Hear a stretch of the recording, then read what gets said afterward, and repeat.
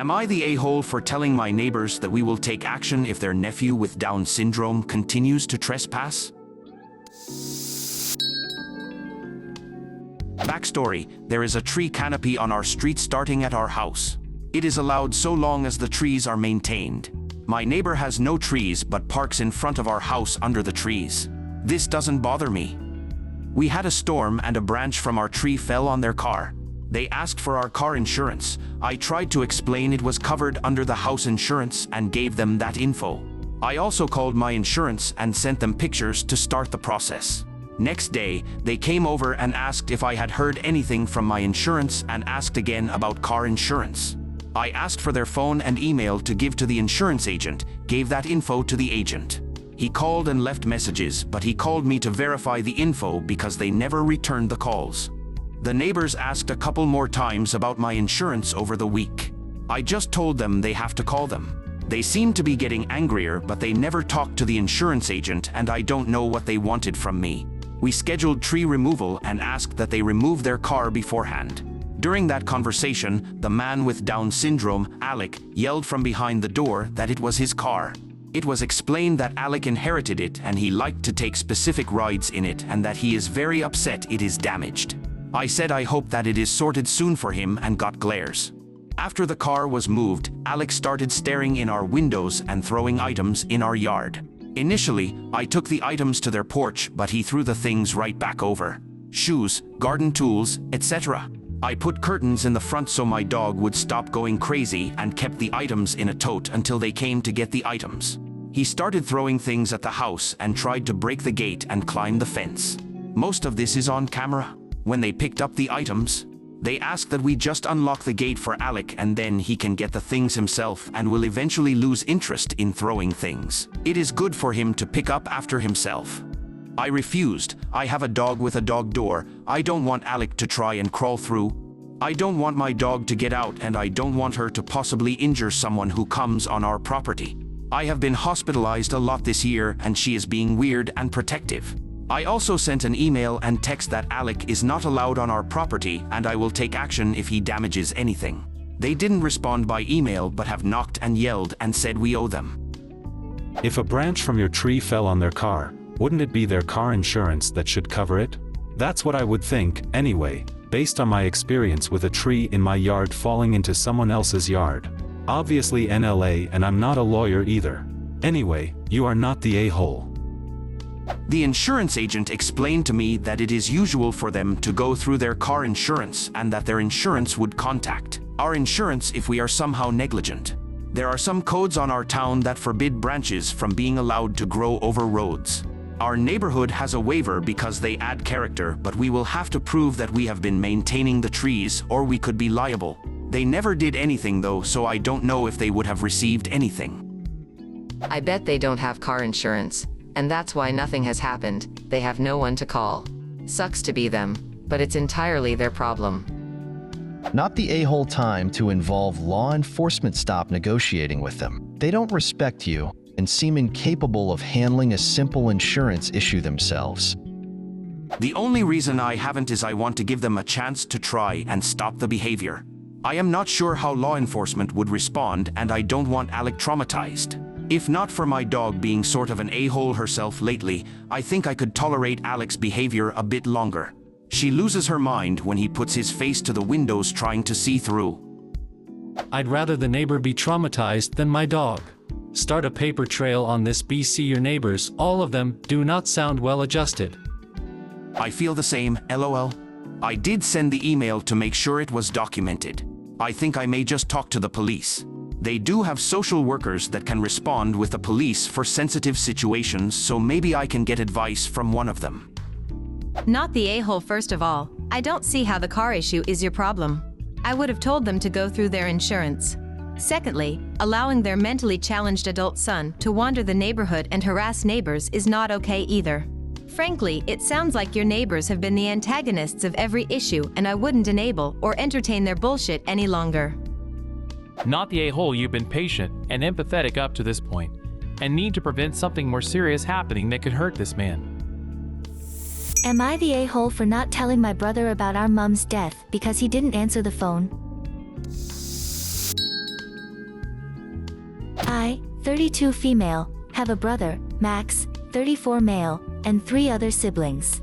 His partner and is obsessed with boundaries, but she never sets them until they've apparently been broken.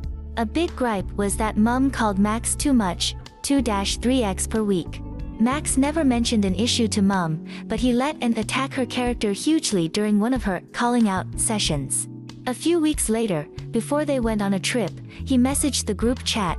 It was clearly written by her, saying they didn't want to hear from us that week, and that we'd be blocked if we disturbed them.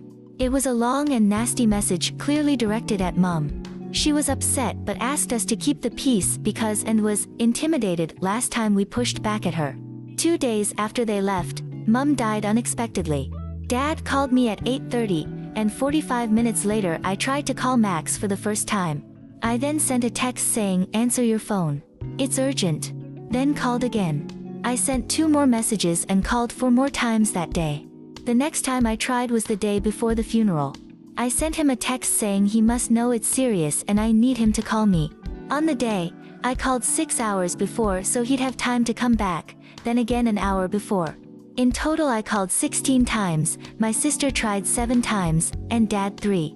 When they got back, she sent an essay to the group chat about how we're bullies taunting them and trying to ruin their relationship, and that we will never see either of them again.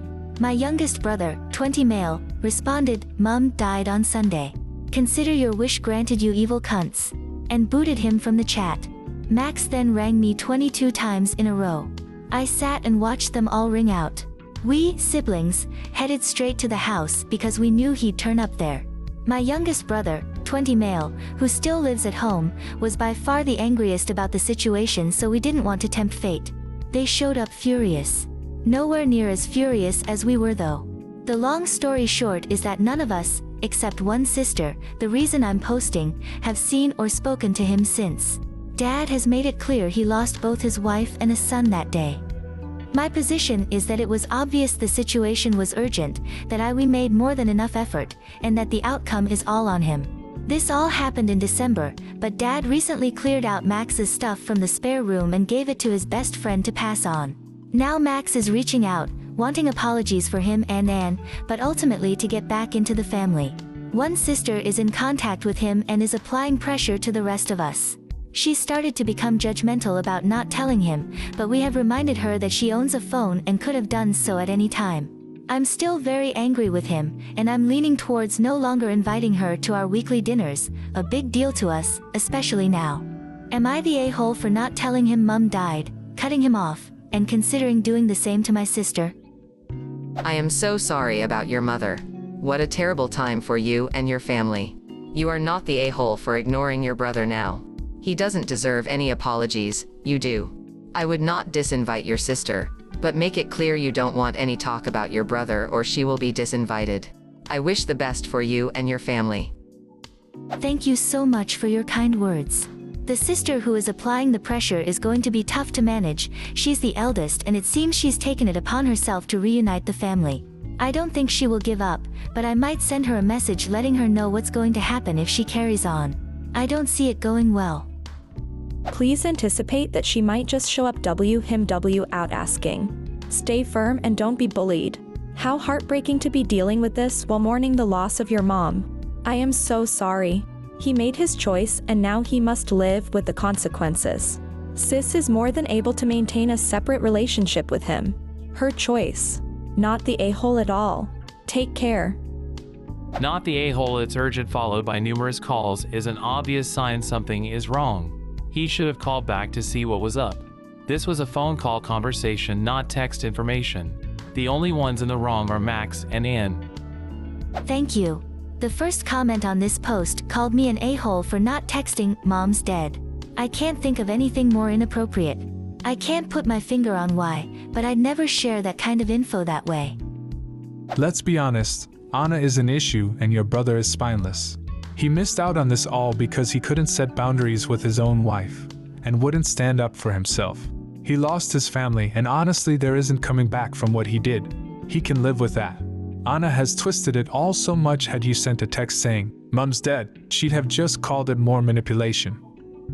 Not the a-hole. I'm not sure if you should be ascribing all of the assholishness to the wife though. as he appears to be perfectly happy with this strange dynamic. Of course, not if it's an abusive situation. He was terrible to your mother and all of you. He ignored you all when you said it's an emergency and don't have a history of crying wolf. And now he's still demanding apologies for him and his wife? What the actual fuck? Your sister, who is on his side, so to speak, is on the verge of becoming an a-hole. She's allowed to forgive whatever she wants, but she's not allowed to make that decision for anyone else, especially in light of the hypocrisy of her not even trying to get in touch with him at the time. It's time to implement a boundary of your own with this sister and see how that goes. I am so very sorry for the loss of your mother. What do you think of these stories?